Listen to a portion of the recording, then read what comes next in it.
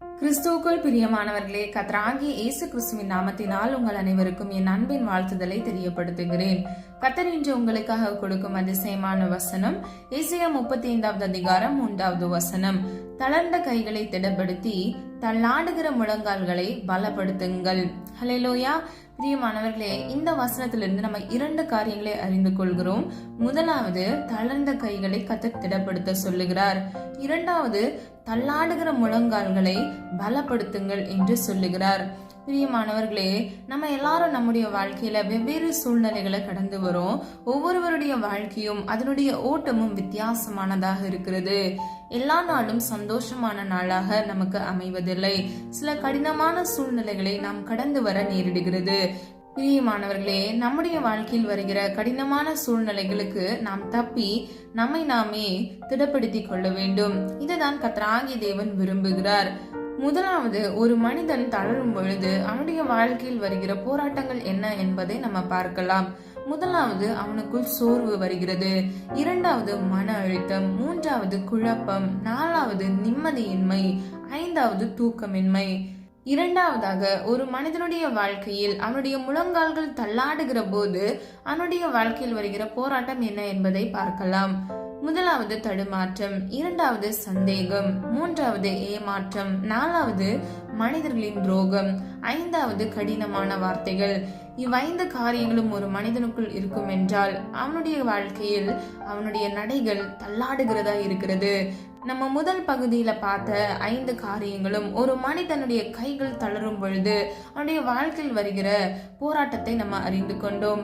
பிரியமானவர்களே, இந்த 10 வகையான காரியங்கள்ல உங்களுடைய வாழ்க்கையில ஏதோ ஒன்று இருந்தா நிச்சயமாக நீங்கள் என்ன செய்ய வேண்டும்? நீங்கள் உங்களை திடப்படுத்திக் கொள்ள வேண்டும். கிறிஸ்து இயேசுவுக்குள் நீங்கள் உங்களை தைரியப்படுத்தி உங்கள் முழங்கால்களை நீங்கள் பலப்படுத்த வேண்டும். உங்கள் தளர்ந்த கைகளை நீங்கள் திடப்படுத்த வேண்டும். ஹல்லேலூயா. 1 சாமுவேல் 30வது அதிகாரம் 6வது வசனத்தின்படி, தாவீது தன் தேவனாகிய கர்த்தருக்குள்ளே தன்னை திடப்படுத்தி கொண்டான்.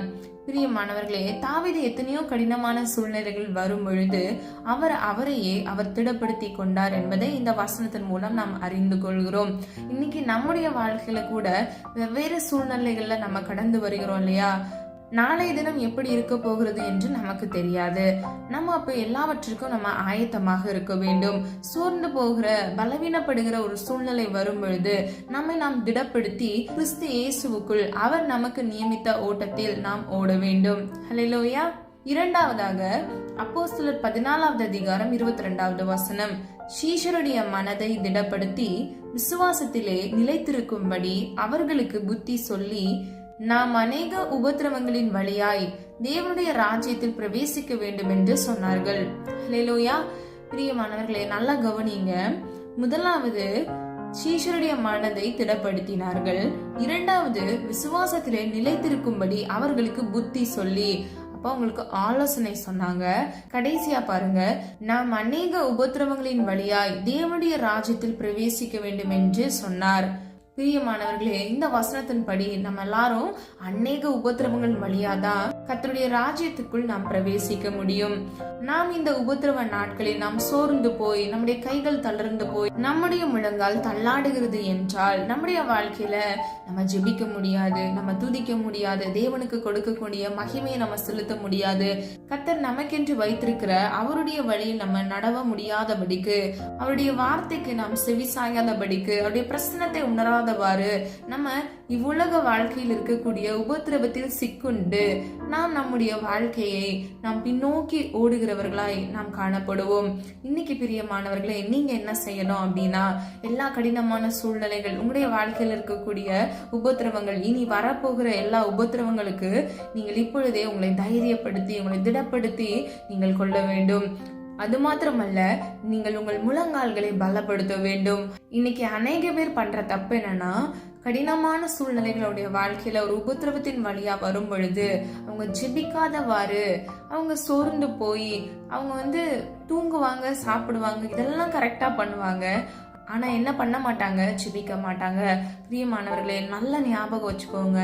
நீங்க என்னைக்கு சோர்ந்து போகிறீங்களோ உடனடியா போய் கர்த்தருடைய சமூகத்துல போய் நீங்க அட்லீஸ்ட் ஒரு 2 நிமிஷம் நீங்க ஜெபம் பண்ணா போதும். உங்களுடைய வாழ்க்கையில அந்த சோர்வுல இருந்து நெக்ஸ்ட் செகண்ட் உங்களுக்கு ஏசப்பா விடுதலை கொடுப்பாரு. விசுவாசிக்கிறீங்களா? பிரியமானவர்களே, நிச்சயமா இது என்னுடைய வாழ்க்கையில நான் அனுபவித்திருக்கிறேன். நான் சாட்சியாக உங்ககிட்ட சொல்றேன். நானே உங்களுக்கு சாட்சியாக இருக்கிறேன்.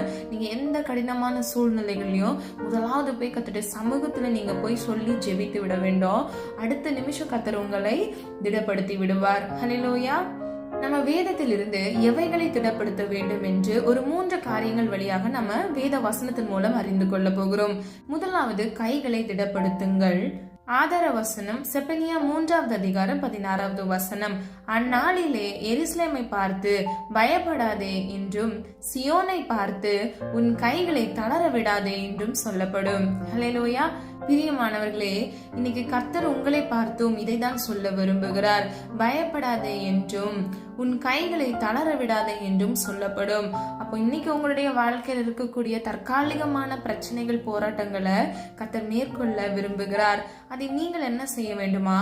நீங்க பயப்படாதவாறு, நீங்கள் உங்களுடைய கைகளை நீங்கள் தளர விடாதவாறு நீங்கள் திடப்படுத்திக் கொள்ள வேண்டும்.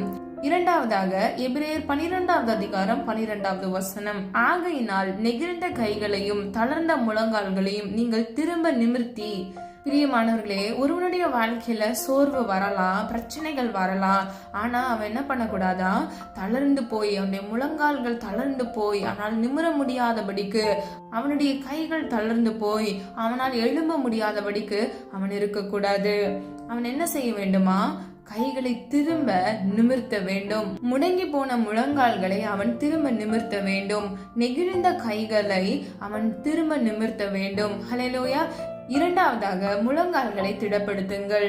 யோபு 4வது அதிகாரம் 4வது வசனம். விழுகிறவனை உம்முடைய வார்த்தைகளால் நிற்க பண்ணி தள்ளாடுகிற முழங்கால்களை பலப்படுத்தினீர். ஹல்லேலூயா. பிரியமானவர்களே, விழுகிறவன் கூட கர்த்தருடைய வார்த்தையை கேட்டு அவன் எழும்பி நிற்க பண்ணுகிறார். ஹல்லேலூயா. பிரியமானவர்களே, வேத வசனத்தில் கொடுக்கப்பட்ட வார்த்தைகள் ஒவ்வொன்றும் ஆவியாயும் ஜீவனாயும் இருக்கிறது. நீங்கள் உங்களுடைய சோர்வு நாட்கள்ல, உங்களுடைய பலவீன நாட்கள்ல, உங்களுடைய போராட்டத்தின் மிகுந்த உபத்திரவ நாட்கள்ல நீங்க வேத வசனங்களை எடுத்து நீங்கள் தியானிக்கும் போது கர்த்தர் உங்களோடு இடைப்படுவார். கர்த்தருடைய வார்த்தை நிமித்தமாக உங்களை கர்த்தர் சந்தித்து உங்களுடைய தள்ளாடுகிற முழங்கால்களை கர்த்தர் பலப்படுத்துவார். ஹல்லேலூயா. விசுவாசிக்கிறீங்களா? ஆமீன் சொல்லி பெற்றுக்கொள்ளுங்க. மூன்றாவதாக, இருதயத்தை திடப்படுத்துங்கள். ஆதார வசனம் யோசுவா 24வது அதிகாரம் 23வது வசனம். உங்கள் இருதயத்தை இஸ்ரவேலின் தேவனாகிய கர்த்தருக்கு நேராக திருப்புங்கள் என்றான். பிரியமானவர்களே, உங்களுடைய இருதயத்தில் வருகிற பிரச்சனைகள், உங்களுடைய இருதயத்துல சில பேர் உங்களுக்கு நெருக்கமானவர்கள் நிமித்தமாக, உங்க குடும்பத்தார் இல்லைன்னா நீங்க ரொம்ப நம்பின மனிதர்கள் மூலமாக உங்களுடைய இருதயத்துல ஒரு காயத்தை அவர்கள் வார்த்தைகள் மூலமாக, இல்லைன்னா அவருடைய செயல்களின் மூலமாக, இல்லைன்னா அவங்க உங்களை புறக்கணிக்கிறது நிமித்தமாக அதை ஏற்றுக்கொள்ளாதவாறு உங்க இருதயத்துல ஒரு ரணங்கள் காணப்படும். அப்பொழுது அந்த சூழ்நிலைகள்ல நீங்க அந்த சூழ்நிலையை பார்க்க கூடாது, இல்லைன்னா உங்களை காயப்படுத்தின மனிதர்களை பார்க்க கூடாது. நீங்க யாரை நோக்கி பார்க்கணும்? கர்த்தராகிய இயேசு கிறிஸ்துவுக்கு நேராக நீங்கள் உங்கள் கண்களை நீங்கள் திருப்ப வேண்டும். ஒத்தாசை வரும் பர்வதத்துக்கு நேராக உங்கள் கண்களை நீங்கள் ஏறெடுக்க வேண்டும். பரத்தில் இருந்து கர்த்தர் உங்களுக்கு ஒத்தாசையை கட்டளையிடுவார். ஹல்லேலூயா. பிரியமானவர்களே, நீங்க சோர்ந்து போக கூடாது, நீங்க பலவீனப்படக்கூடாது. இன்னைக்கு அநேக பேருடைய வாழ்க்கையில வாக்குத்தத்தத்தை பெற்றுக்கொள்ளாதபடிக்கு இருக்கிற தடைகளில் ஒன்றாக இந்த காரியங்கள் இருக்கிறது. அவங்க சோர்ந்து போயிடுவாங்க. வழியிலேயே அவங்க என்ன பண்ணிடுவாங்க? கர்த்தர் கொடுத்த வாக்குத்தத்தத்தை பெற்றுக்கொள்ள சில நாட்களே இருக்கும் பொழுது கூட அவர்கள் இவ்விதமான சோர்வுகள் வழியாக கடந்து வந்து அவர்கள் வீழ்ந்து போகிறதை நம்ம பார்க்கிறோம். பிரியமானவர்களே, இன்னைக்கு நீங்க என்ன செய்யணும்? மனுஷங்களை பார்க்க கூடாது. நாசியில் சுவாசம் உள்ள மனிதனை நம்பாதே என்று வேதம் சொல்லுகிறது. அப்போ நம்மளா நம்பி நம்மளா கஷ்டப்படுறோம் அப்படின்னா அப்போ பிரச்சனை நம்ம கிட்டதான் இருக்கு. இன்னைக்கு நீங்க ஒரு தீர்மானம் எடுங்க. கர்த்தரை மாத்திரம் நீங்க நம்புங்க. உங்கள் தேவனாகிய கர்த்தர் மீது உங்கள் முழு இருதயத்தோடு அவர் மீது உங்கள் நம்பிக்கையை வைக்கும் போது உங்களுடைய நம்பிக்கையை கர்த்தர் ஒரு நாளும் வெட்கப்படுத்த விடவே மாட்டார். ஹல்லேலூயா. நான்காவதாக, உள்ளான மனுஷனை திடப்படுத்துங்கள். ஆதார வசனம் 2 கொரிந்தியர் 4வது அதிகாரம் 16வது வசனம். ஆனபடியினாலே நாங்கள் சோர்ந்து போகிறதில்லை. எங்கள் புறமான மனுஷனானது அழிந்தும் உள்ளான மனுஷனானது நாளுக்கு நாள் புதிதாக்கப்படுகிறது. ஹல்லேலூயா. பிரியமானவர்களே, கடைசி பகுதி பாருங்க. உள்ளான மனுஷனானது நாளுக்கு நாள் புதிதாக்கப்படுகிறது. பிரியமானவர்களே, நம்முடைய வாழ்க்கையில அப்போ டே டு டே லைஃப்ல ஒவ்வொரு நாளும் நம்முடைய இருதயத்தை நம்ம என்ன பண்ணணுமா, உள்ளான மனுஷன்ல நம்ம புதிதாக்கப்பட வேண்டியது மிகவும் அவசியமாக இருக்கிறது. இரண்டாவது பகுதியை பாருங்க. எங்கள் புறம்பான மனுஷனானது அழிந்தும். அப்போ வெளிப்புறமாக இருக்கக்கூடிய அந்த மனுஷன் என்ன ஆகணுமா, அழிக்கப்படணுமா. அதனுடைய அர்த்தம் என்ன? மாம்சீக கிரியைகள் 17 நம்முடைய வாழ்க்கையில இருக்கவே கூடாது. எக்ஸாம்பிளுக்கு கோபம், எரிச்சல், பெருமை, பொறாமை, இவ்வகையான காரியங்கள் நம்முடைய வாழ்க்கையில இருக்கவே கூடாது. உள்ளான மனுஷன்ல நம்ம நாளுக்கு நாள் புதிதாக்கப்பட வேண்டும். அப்பொழுது என்ன ஆகும்? எல்லா சூழ்நிலைகள், தோல்வியான சூழ்நிலைகள்ல கூட நம்ம வெற்றியை சுதந்திரத்துக் கொள்வதற்கு நமக்கான தைரியத்தை, நம்முடைய முழங்கால்களை கர்த்தர் பலப்படுத்துவார். நம்முடைய தளர்ந்த கைகளை கர்த்தர் திடப்படுத்துவார். ஹல்லேலூயா. பிரியமானவர்களே, சொல்லப்பட்ட ஒவ்வொரு காரியங்களை நீங்க ஆராய்ந்து பாருங்க. நீங்க உங்களுடைய இருதயத்தை நீங்க திடப்படுத்த வேண்டும். உள்ளான மனுஷனை நீங்க திடப்படுத்த வேண்டும். உங்களுடைய தளர்ந்த கைகளை நீங்கள் திடப்படுத்த வேண்டும். தள்ளாடுகிற உங்களுடைய முழங்கால்களை நீங்கள் திடப்படுத்த வேண்டும். அநேக குழப்பங்கள், போராட்டங்கள், சஞ்சலங்கள் உங்களுடைய வாழ்க்கையில வந்தாலும் நீங்கள் உங்களை திடப்படுத்தி நீங்கள் முன்னேறி நடக்க வேண்டும். அப்பொழுது உங்களுடைய வாழ்க்கையில கர்த்தர் உங்களுக்கு என்று வைத்திருக்கிற வாக்குத்தத்தத்தை நீங்கள் எளிதில் சுதந்திரித்துக் கொள்ள முடியும். ஹல்லேலூயா. பிரியமானவர்களே, இன்னைக்கு நீங்க கஷ்டப்படுறீங்க, ஆனா நாளைக்கு உங்களுடைய வாழ்க்கையில நீங்க ஆசீர்வாதத்தை சுதந்திரித்துக் கொள்வீர்கள் என்ற விசுவாசம் உங்களுக்குள் இருக்க வேண்டும். ஹல்லேலூயா. சில பேர் பாருங்க, என்னதான் அவங்க தேவனை ஆராதித்தாலும், ரட்சிக்கப்பட்டிருந்தாலும் அவங்களுடைய வாழ்க்கையில வரக்கூடிய சின்ன கடினமான சூழ்நிலைகளை பார்த்து, ஒருவேளை அது பெரிதாக கூட இருக்கலாம், ஆனா அவங்க என்ன பண்ணிடுவாங்க, தன்னுடைய வாயினால அவிசுவாசமான வார்த்தைகளை பேசி விடுவாங்க. அதன் விளைவாக என்ன ஆகுறது? அவர்களுடைய வாக்குத்தத்தம் இன்னும் கால தாமதமாகிறது. இன்னைக்கு நம்ம என்ன செய்யணும்? நம்ம வாக்குத்தத்தத்தை பெற்றுக்கொள்ள வேண்டிய நம்ம அந்த நிச்சயத்தோடு நம்ம ஓடுகிறவர்களா இருக்க வேண்டும். கர்த்தர் நமக்கென்று நியமித்த அந்த வழிகளை நாம் முன்னேறி நடக்கிறவர்களா இருக்க வேண்டும். நமக்குள் நாம் சோர்வை அனுமதிக்க கூடாது. நம்முடைய முழங்கால்கள் முடங்கி விடக்கூடாது. பிரியமானவர்களே, நான் நிறைய பேர்கிட்ட சொல்ற ஒரே காரியம் அதுதான், நம்ம விழுறது தப்பு இல்ல, ஆனா விழுந்துட்டு அப்படியே இருக்கிறது தான் தப்பு. நம்ம விழுந்துட்டோம்னு தெரிஞ்சா உடனடியா டக்குன்னு எழும்பிடணுமே தவிர, நம்ம விழுந்துட்டோம்னு சொல்லி நம்முடைய வாழ்க்கையை நம்ம நஷ்டப்படுத்த கூடாது. பிரியமானவர்களே, இந்த காணொலியை கேட்டுக்கொண்டிருக்கிற நீங்க யாராவது உங்களுடைய வாழ்க்கையில நீங்க அதிகமான தோல்விகளை சந்தித்து விட்டீங்க, என் வாழ்க்கையில நீ எதுவுமே இல்லை அப்படின்னு சொல்லிட்டு உங்களையே நீங்க குற்றப்படுத்தி கொண்டிருக்கிறீங்களா?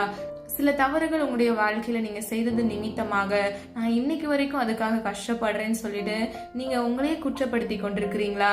கவலைப்படாதீங்க. கர்த்தர் உங்கள் பாவங்களை மன்னித்து விட்டார். நீங்கள் என்னைக்கு உண்மையாக அவருடைய சமூகத்துல அறிக்கையிட்டு அந்த பாவத்தை நீங்கள் விட்டு விட்டீர்களோ, கர்த்தருடைய சமூகத்திலிருந்து, அவருடைய கண்களிலிருந்து உங்களுக்காக தயவிரக்கம் கிடைத்து விட்டது. சத்துருவானவன் உங்களுக்கு விரோதமாக சில குற்ற உணர்ச்சிகளையும் குற்ற மனப்பான்மையும் கொடுத்து உங்களை தளர்ந்து போக பண்ணுகிறான். தூசியை உதறிவிட்டு நீங்க எழுந்து நில்லுங்க. கர்த்தருக்காக நீங்க கர்த்தர் உங்களுக்கு என்று நியமித்த வாழ்க்கையில முன்னேறி நடங்க. கர்த்தர் நிச்சயமா உங்களுடைய வாழ்க்கையில ஆசீர்வாதத்தை சுதந்திரித்துக் கொள்ள கிருபை செய்வார். ஹல்லேலூயா. நம்ம எல்லாரும் ஒரு மனதா ஜெபிக்கலாமா? அன்பின் பிதாவே, அப்பா, எங்கள் ஒவ்வொருவரையும் இந்த கரத்தில் ஒப்பு கொடுக்கிறோம். நீரின்றி அப்பா எங்களுக்காக கொடுத்த இந்த நல்ல வசனத்திற்காக நன்றி செலுத்துகிறோம். பல காரியங்களை நாங்கள் அறிந்து கொள்ள கிருபை செஞ்சீங்கப்பா.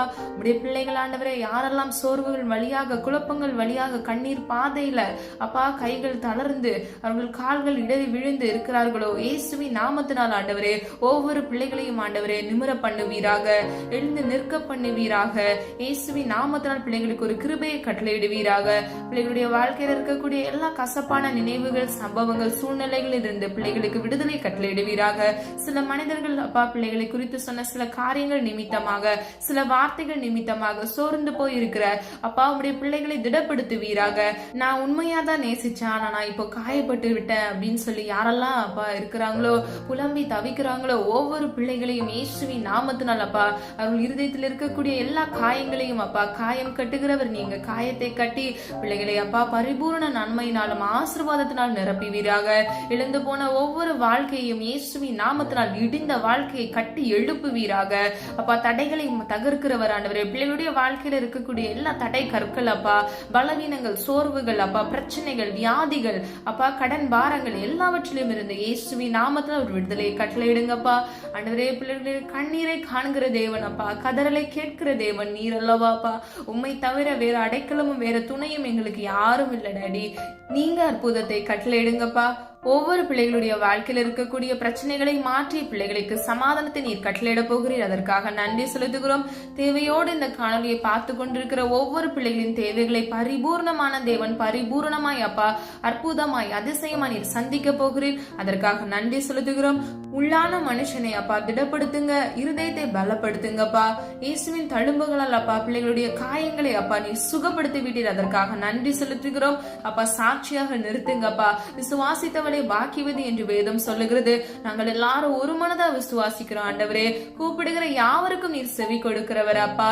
கேளுங்கள் கொடுக்கப்படும், தட்டுங்கள் திறக்கப்படும் என்று சொன்னீங்கப்பா. நாங்க ஒரு மனதாய் கேட்கிறோம் ஆண்டவரே. இடிந்து போன அலங்கங்களை அப்பா நீர் அப்பா கட்டி எழுப்புக வல்லமை உள்ள தேவன் நீர் அல்லவா தகப்பனே. ஒவ்வொரு பிள்ளைகளுடைய வாழ்க்கையில் அப்பா குடும்பத்தில் இருக்கிற பிரச்சனைகள், போராட்டங்கள் அப்பா, தனிநபரின் பிரச்சனைகள் எல்லாவற்றிலும் இருந்து இயேசுவின் நாமத்தினால் அப்பா விடுதலையை கட்டளையிடுவீராக.